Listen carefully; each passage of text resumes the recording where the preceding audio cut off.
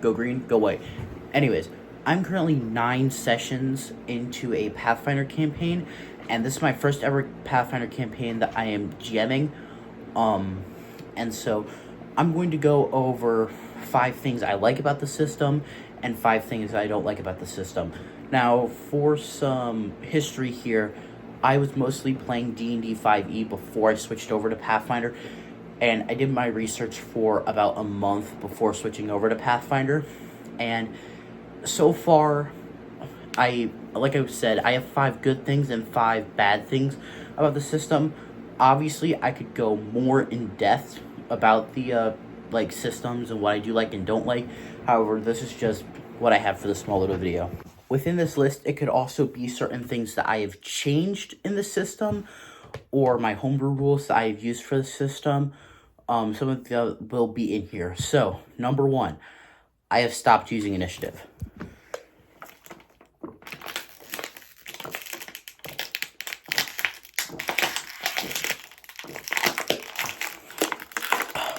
Much better.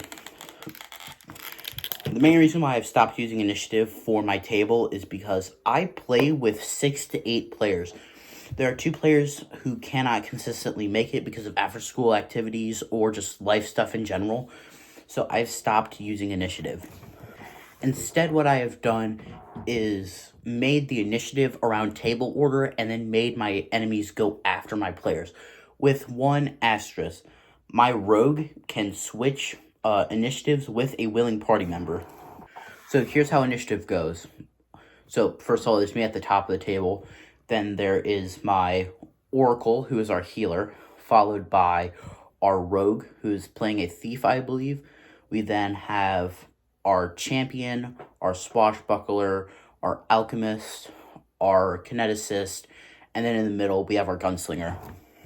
There isn't really any set-in-stone seating chart. However, multiple of my players have pretty much made it their priority to sit in a specific spot every time. And I even know some players who will get, annoyed, jokingly, if their spot in the table gets taken by someone else. Number 2, I prefer the circumstance bonus and penalty system over advantage and disadvantage. I understand that this is a pretty loaded take, but personally, I find it easier to just say you have -10 or -5 circumstance penalty instead of just saying you have disadvantage. It makes it feel like I have more control because I'm pretty sure the average on a disadvantage is only 2 less from an average roll. And also, it feels like I just have more control as a game master. And so I might even bring that into my games in general. For example, last session, my players had became double agents for an enemy faction that my gunslinger's character was previously in. They had to do trials and tests to enter into the guild, or I guess you'd call it a faction. And so, because of that, since he had already done those tests and his backstory, I think I gave him a +10 or +5 to those rolls. Also, I made the person who was giving out the tests an NPC from his backstory. So even if he did, fail all the tests, even if he did, roll terribly and fail all the tests, he would still pass anyways. Alright, number 3. I really like the class designs and class choices within this game. Whenever I look at a system like D&D, I can get really fatigued seeing that there's only 13 classes in this book, and I'll be trying to come up with inspiration for being a new character, and I'll be like, I don't really like barbarians, and I've made the entire video like that. I'm currently playing a bard. Someone else is playing a cleric. Druid was my main for the longest time, so I don't want to play that again. Fighters are really only good for multi-classing, and I know that that's a controversial opinion. I might go deeper into that in another video. Monks, they're okay, but you can't really multi-class with them because of their progression.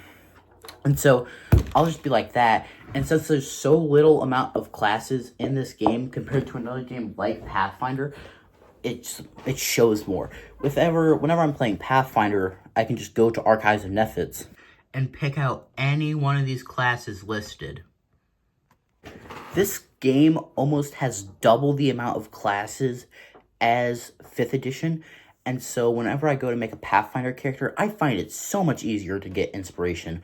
Also, when I'm just building characters in general, there is a lot of times a class option or race option or even background that goes more towards what I want to play without realizing it. There have been times where I go to create a Pathfinder character, even just for fun, without any idea of what I'm doing. I just pick out a class, I pick out ancestry and a background, and then I'll get some kind of ability. Like, let's say I want to play a ranger, and there's, like, the battlefield medic background. I pick that. Cool. That gave me a really cool idea for a character. I'm now a medic who also knows how to kill specific enemies in specific ways. Alright, number 4. I really like how multi-classing works. I have made a short on this channel over why they should bring back prestige classes from games like 3.5 D&D, and I really think that the archetypes do something very similar to this. And the reason why I compare them to prestige classes is they just don't have multi-classes. They also have so many other things that you can just put into your game. And so once again, this goes hand in hand with number 3. Whenever I'm building a character, I find it really easy to think of an archetype that I want to start off with and then just build my character around that. Let's say that there's a character I want to build off of the zombie archetype. Cool. Now my character is a zombie and I can pick out a main class. And the best part about this is that these multi-classing archetypes, or just archetypes in general, don't limit original class progression. You're still going to go up a class level at the end of the day. And I just find that really, really cool that you're going to get the benefits from leveling up while making the specific character. In games like 5th edition, yes, I know I'm bringing up 5th edition a lot in a Pathfinder video, I find it really hard to create compelling characters because, like, let's say I want to play a ranger that uses holy magic. Well, I really only have 3 options there, well, technically 4. Multi-class into sorcerer, multi-class into cleric, multi-class into paladin, or take, I guess, magic initiate. Number 5, the 3-action economy. This is a very generic thing. I'm going to go over why I don't like some parts of this in part 2 of the video, where I go over the flaws in this system. The 3-action economy outside of combat, big but they're outside of combat, I find really easy to use. Whenever, let's say, a character wants to fire a flare out of the cannon, Sea of Thieves style, to go warn another ship not to come attack them, I could just say, okay, cool, that's going to take all 3 of your actions outside, in your turn, because you're loading a cannon, aiming, and firing.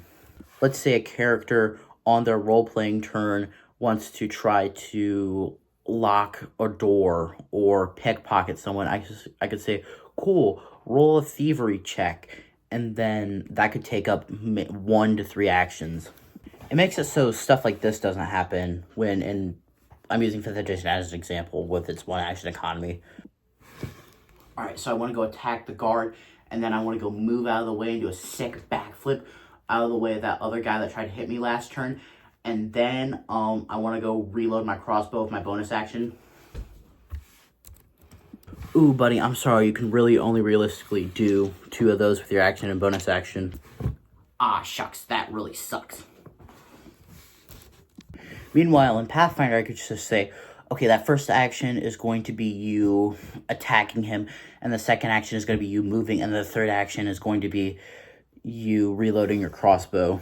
Alright, thank you for watching. Make sure to stay tuned for the second part of this video whenever I go to release it, which is going to be 5 things I don't like about the system.